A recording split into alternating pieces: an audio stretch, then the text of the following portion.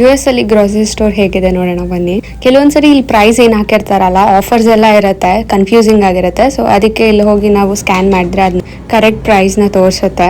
Actually ಇವತ್ತು ನಾನು ಇಲ್ಲಿ ಮೀಟ್ ಸೆಕ್ಷನ್ ನ ತೋರ್ಸೋಣ ಅನ್ಕೊಂಡೆ. ಇದು ಜೀವಂತವಾಗಿರೋ ಲಾಬ್ಸ್ಟರ್ಸು US ಮತ್ತೆ ಕೆನಡಾ ಇಂದ ತಂದಿರೋದು.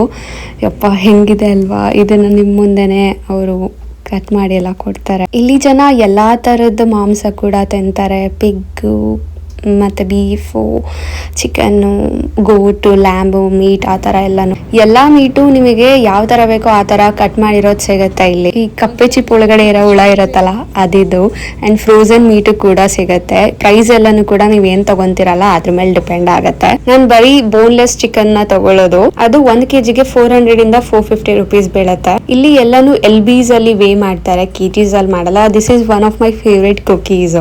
ಒಂದು ಬಾಳೆಕಾಯಿ ಆಲ್ಮೋಸ್ಟ್ 50 ರುಪೀಸ್. ಆಲೂಬೇರಾನು ಸಿಗುತ್ತೆ ಆಲ್ಮೋಸ್ಟ್ 150 ರುಪೀಸ್. ಮರ್ಗೆನ್ಸು ಅಷ್ಟೇ 150, 160 ತರ. ಕುಂಬಳಕಾಯಿ ಇದೆ ನೋಡಿ, ಅದು ಆಲ್ಮೋಸ್ಟ್ 100 ರುಪೀಸ್. ನಾನು ಹೇಳ್ತಿರೋ ಪ್ರೈಸ್ ಎಲ್ಲ ಪರ್ LBಗೆ ಅಂದ್ರೆ 450 ಗ್ರಾಮ್ಸ್. ಕಾಯಿ ಕೂಡ ಇದೆ 280 ರುಪೀಸ್ ಇರ್ಬೇಕು 1/4 kgಗೆ. ಇತ್ತೀಚೆಗೆ ನಾನು ಕಾಯೆಲ್ಲ ನೋಡ್ತಾ ಇರೋದು, ಮುಂಚೆ ಇರ್ತಿರ್ಲಿಲ್ಲ. ಎಳ್ನೀರು ಇದೆ ನೋಡಿ, 400 ರುಪೀಸ್ 1/4 kgಗೆ ಎಳ್ನೀರು. ಬನಾನಾ ಚಿಪ್ಸ್ ಕೂಡ ಇದೆ ಇಲ್ಲಿ. ಈ ಒಂದು ಪ್ಯಾಕೆಟ್ಗೆ 140 ರುಪೀಸ್. ಬೇರೆ ಏನ್ ವಿಡಿಯೋ ಮಾಡ್ಲಿ ಅಂತ ಸಜೆಸ್ಟ್ ಮಾಡಿ ಆಯ್ತಾ.